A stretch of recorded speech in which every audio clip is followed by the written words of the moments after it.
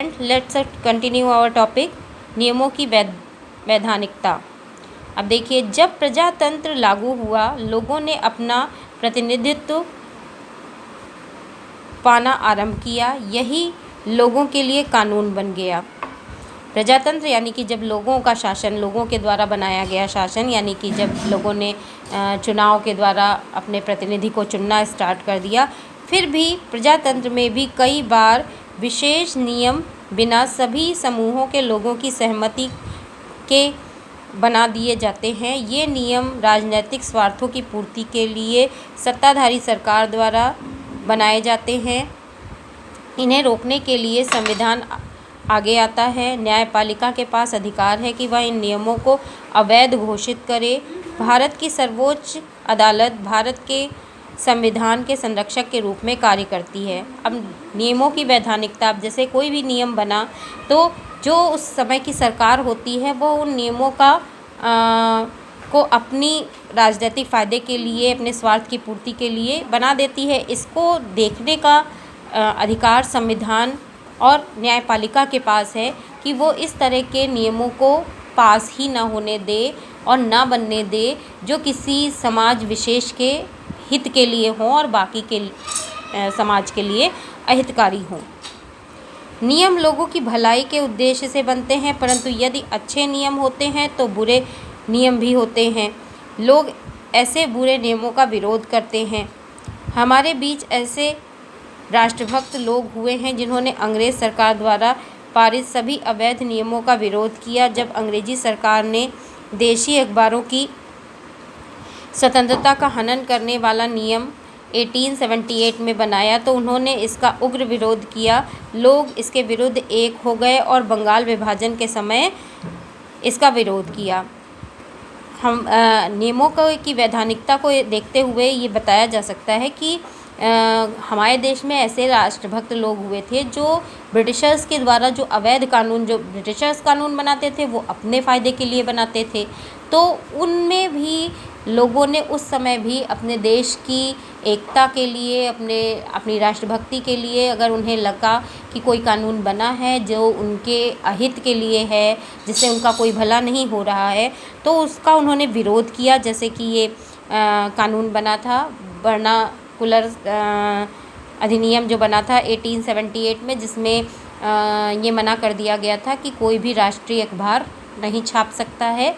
तो इसका विरोध किया गया जब बंगाल विभाजन हुआ था उस समय पर, और इसके विरोध के रूप में आगे चल के अंग्रेज़ सरकार ने ये अपना कानून वापस ले लिया था।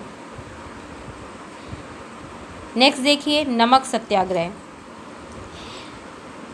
1930 में कांग्रेस ने गांधी जी के नेतृत्व में सविनय अवज्ञा आंदोलन चलाया। ये दांडी यात्रा से आरंभ हुआ। गांधी जी ने उनके कुछ अनुयायियों के साथ दांडी की ओर पद यात्रा की। दांडी में गांधी जी ने नमक कानून का विरोध किया। इससे नागरिक अवज्ञा आंदोलन का आरंभ हुआ। इस आंदोलन ने असहयोग आंदोलन का बचा हुआ कार्य किया। सारा देश इसमें सम्मिलित हो गया।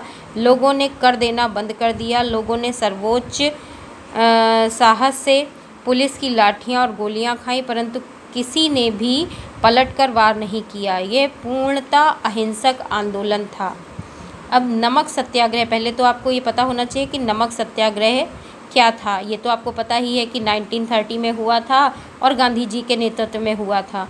लेकिन नमक सत्याग्रह इसलिए हुआ था क्योंकि नमक पर जो होता है वो हर एक परिवार की एक बेसिक नीड होती है, क्योंकि खाने में आपको पता है नमक का यूज़ होता है। और बहुत से परिवार ऐसे गरीब भी थे जो खाली नमक रोटी खा के रहते थे। तो जब उनको नमक भी महंगा मिलेगा या उस पर भी टैक्स लगाया जाएगा तो वो लोग, बेचारे गरीब लोग, क्या खाएंगे। और नमक एक बहुत ही, अभी भी आप लोग देखते होंगे नमक बहुत ज़्यादा महंगा नहीं होता है। तो उस समय पर जब और उस समय तो काफ़ी पैसा नमक पर अगर लिया जाने लगा था तो ये गलत था अंग्रेज़ों के द्वारा। तो इसी का विरोध किया था गांधी जी ने कि नमक एक ऐसी चीज़ है जो हर परिवार की ज़रूरत है और उस पर टैक्स लगाना ये गलत है। उस समय जो सविनय अवज्ञा आंदोलन चला था और असहयोग आंदोलन चला था। मतलब असहयोग यानी कि किसी भी सरकारी ब्रिटिश विभाग में सहयोग ना करना। जो वहाँ के कर्मचारी थे, इंडियन लोग थे, उन्होंने अंग्रेज़ों को सहयोग करने से मना कर दिया। इसी को असहयोग आंदोलन कहते हैं। तो इस तरह से विरोध किया गया कि अगर कोई भी चीज़ अगर किसी भी सरकार के द्वारा उस पर ज़्यादा टैक्स लगाया जाता है तो उसके लिए विरोध किया जाए। और इस तरह से और इसमें बहुत से इंडियंस ने गांधी जी का चूँकि अनुसरण किया था। तो गांधी जी अहिंसा के पुजारी थे, इसलिए उन्होंने गांधी जी की मानते हुए पुलिस की लाठियाँ खाईं, गोलियाँ खाईं, लेकिन पलट के वार नहीं किया। तो ये पूरी तरह से एक तरह से अहिंसक आंदोलन बन गया, जिसमें सरकार के ऊपर भी ये असर पड़ा कि इतनी बुरी तरह से मारने या गोलियां लगने के बावजूद भी लोगों ने पलट के किसी पर को नुकसान नहीं पहुंचाया। और इतनी किस चीज़ के लिए ये आंदोलन हुआ, इन सभी बातों को देखते हुए उस समय फिर ये जो आंदोलन था वो एक बहुत बड़ा रूप लेकर सामने आया और आगे चल के हमारी आज़ादी का एक बड़ा रास्ता इसने खोल दिया। ठीक है, यहाँ तक आपको समझ में आ गया? ओके।